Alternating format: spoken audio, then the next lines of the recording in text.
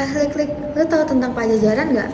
Setahu gua Pajajaran tuh nama universitas, tapi sebenarnya itu nama kota kah, tempat kah? Oh, jadi gini, Pajajaran itu sebenarnya nama kerajaan Sunda di Provinsi Jawa Barat. Kalau sekarang nama kotanya tuh Bogor. Nah, kerajaan itu dulu dipimpin oleh namanya Raja Prabu Siliwangi yang terkenal karena kebijaksanaannya. Terus juga dulu kerajaan Pajajaran itu terkenal karena bisnis dan budayanya yang sangat bagus. Terus juga mereka dulu punya kerjasama sama Portugis, keren kan? Nah, sayangnya kerajaan itu harus runtuh pada tahun 1579 karena diserang oleh Kesultanan Banten. Tapi walaupun begitu, nama kerajaan itu masih tetap nempel banget sama sejarah karena banyak banget peninggalan-peninggalan dari kerajaan itu yang masih ada sampai sekarang. Dan juga mitos-mitosnya. Contohnya kayak harimau putih yang katanya dianggap sebagai jelmaan dari Raja Prabu Siliwangi. Oh gitu, makasih ya Lika. Iya. Aska, tadi kan aku udah jelasin sama Lika tentang gambaran besar Pajajaran. Katanya kerajaan itu mengalami keruntuhan. Kira-kira kamu tahu nggak kenapa kerajaan itu bisa runtuh? Keruntuhan kerajaan Pajajaran disebabkan oleh beberapa faktor, mulai dari perkembangan kerajaan-kerajaan Islam seperti Kesultanan Cirebon dan Banten. Perkembangan kesultanan ini menyebabkan pengaruh Pajajaran yang merendah, disertai oleh penduduk Pajajaran yang waktu itu yang berganti agama dari Sunda wiwitan menjadi Islam. Pajajaran menjadi sangat lemah pengaruhnya.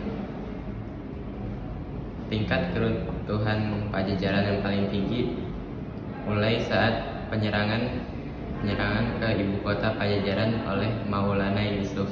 Penyerangan ini menyebabkan ibu kota Pajajaran runtuh dan banyak bangsawan yang melarikan diri dari Pajajaran, dari kekuatan Islam. Walaupun sudah lama runtuh, Pajajaran meninggalkan banyak warisan dalam bentuk situs batu tulis yang ada di Bogor, dan juga banyak nilai-nilai Sunda yang masih melekat kepada kerajaan Pajajaran. Tasya, kamu tahu nggak tentang kerajaan Mataram? Oh, kerajaan Mataram itu mah. Kerajaan Mataram itu ditemukan pada abad 8 sampai 10 Masehi. Pas itu di Jawa Tengah doang.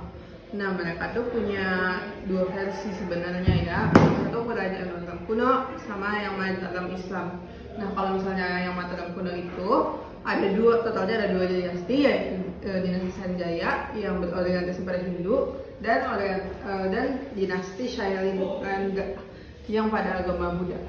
Nah, kalau misalnya yang Sanjaya ini mereka ditemukan oleh Rakai Mataram, Rakai Sanjaya yang memimpin sampai tahun 732 Masehi dan menemukan candi-candi Hindu seperti Candi Prambanan. Nah, kalau misalnya yang dinasti Shailendra, mereka tuh memimpin di era yang sama, cuman bedanya mereka tuh berorientasi pada Buddha. Makanya mereka tuh yang juga menginvent yang terkenal tuh Candi Borobudur. Nah, sayangnya mereka tuh sekitar tahun abad ke-10 hancur karena ada serangan dari kerajaan sebelah. Oh gitu ya. Yaudah, makasih ya. Checkmate. Ya, Fakih, kan tadi gue udah nanya ke Tasya kan tentang Mataram. Katanya ada dua, Mataram kuno sama Mataram Islam. Lu tahu nggak tentang Mataram Islam? Oh, Mataram Islam. Jadi Mataram Islam itu didirikan pada tahun 1586 dan menjadi kerajaan Islam terbesar pada saat itu di Pulau Jawa. Dan saat Sultan Agung berkuasa pada tahun 1615 sampai 1645, ia menyerang VOC di Batavia dan hampir menguasai seluruh Jawa. Nah, setelah Sultan Agung wafat, kondisi kerajaan semakin melemah dan VOC makin berkuasa. Konflik yang terjadi pada saat itu menyebabkan kerajaan menjadi lemah. Dan Pada saat 1755, Mataram terbagi menjadi dua kekuasaan, yaitu Surakarta dan Yogyakarta.